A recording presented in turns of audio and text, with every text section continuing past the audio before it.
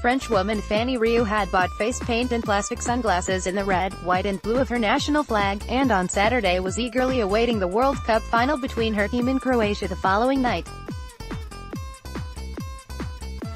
Riou, 30, who works for a travel agency, planned to watch with 800 fellow France fans on the big screen in the grand ballroom of the Kerry Hotel in Kowloon, at an event organized by the Union of French Expats, UFE. "This is a great opportunity for the country to gather around a common dream," she said. And she was not the only one. A number of optimistic French nationals across Hong Kong said they were gearing up to watch their country win the title in Russia on Sunday. The city's French massively outnumber local Croatians.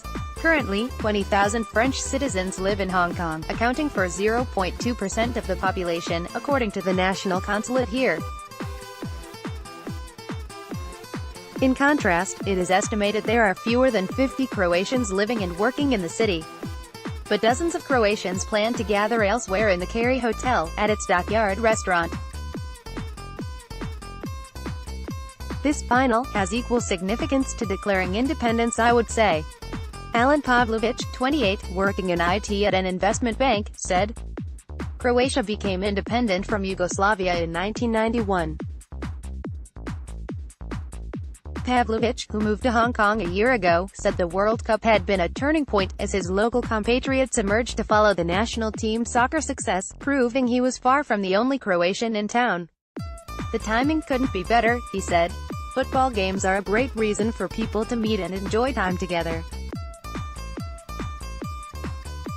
This Sunday, it will not be just 11 Croatians playing the final. There will be more than 4 million Croatians tomorrow on the pitch in Moscow." Mark Guyon, 34, president of the French Association in Hong Kong, said the UFE Fan Zone event was meant to replicate the ones in Paris.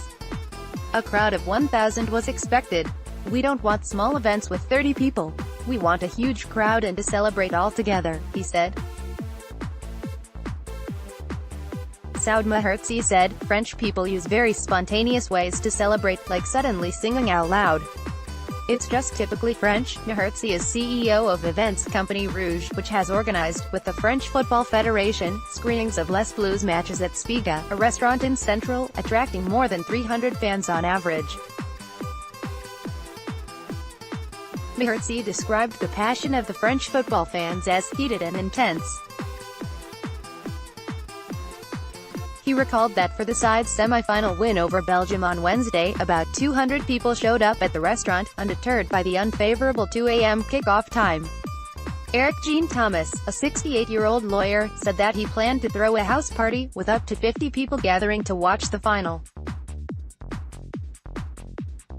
"My friends and friends of my friends will all come, as it's just a good time to get together," said Thomas, who also planned to cook special French food.